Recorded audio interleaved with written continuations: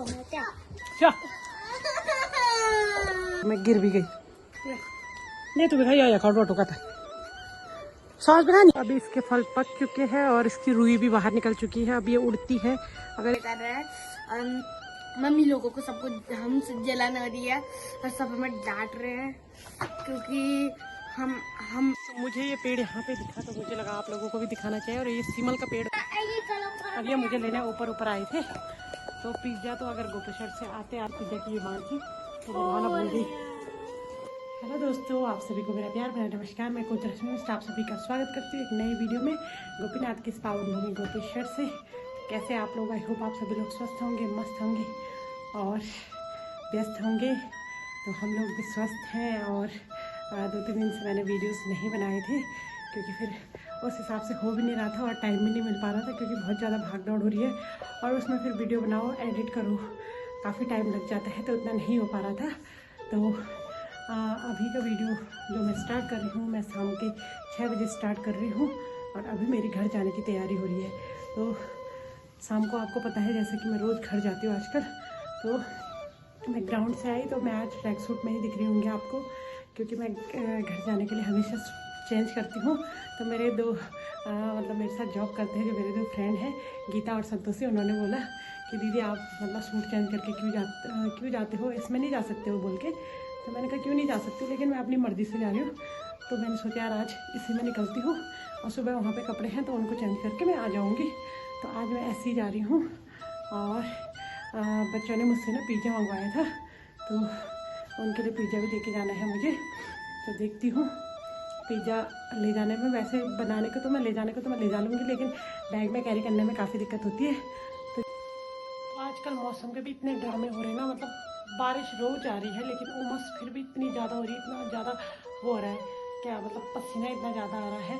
और मेरे कपड़े देख के अभी रोड में लोग मेरे को देखते हैं ना जैकेट में तो लोग हंसते हैं कि बोल के इतने सारे कपड़े पहन के जा रही है। तो मैं स्कूटी चलाती हूँ ना उसमें ठंडा हो जाता है और जुकाम वगैरह तो मुझे लग ही रखा है तो और ज़्यादा बढ़ जाता है, तो इसलिए मुझे जैकेट पहनना पड़ता है।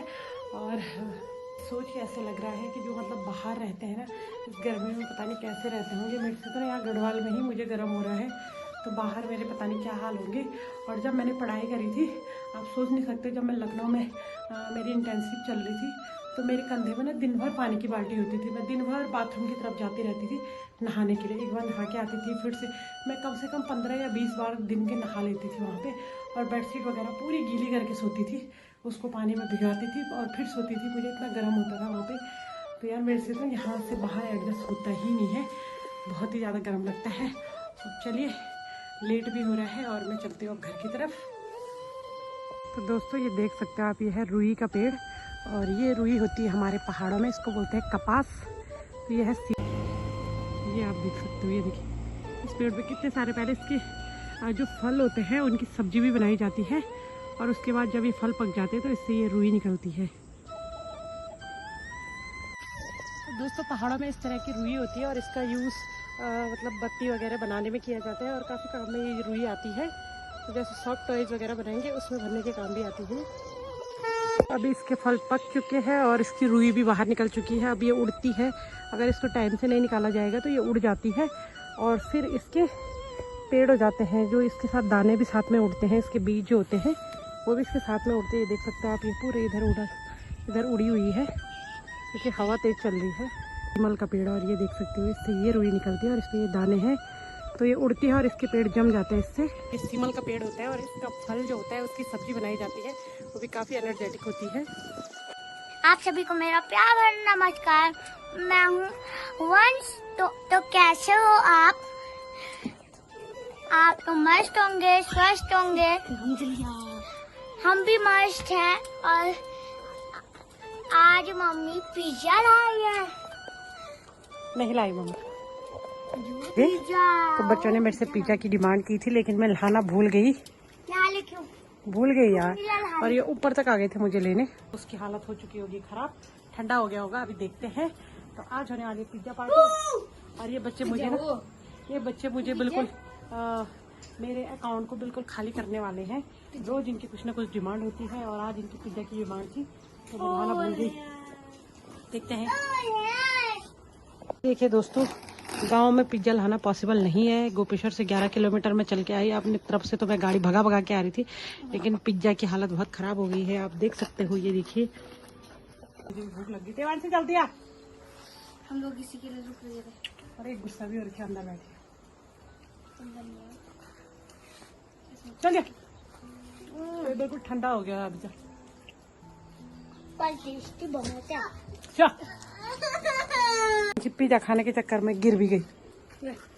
ये तू भी खाई आया, रोटो का था सॉस भी खानी है। कई दून से पिज्जा सॉस स्लाइस, इतना छोटा स्लाइस अच्छू खाई। अक्षु नहीं खाएगा, अक्षु को नहीं दे।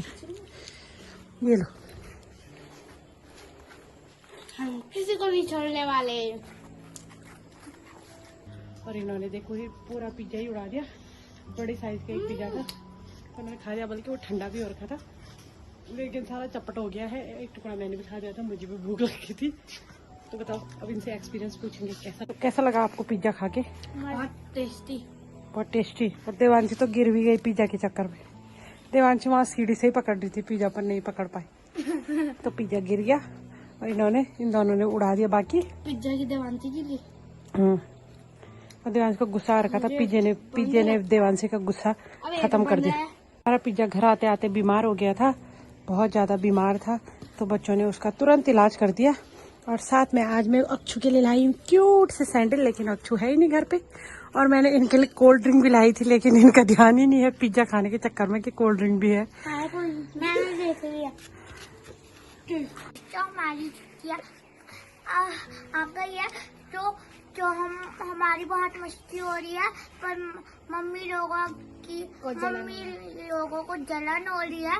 पर और क्योंकि हम मस्ती कर रहे हैं और मम्मी लोग काम।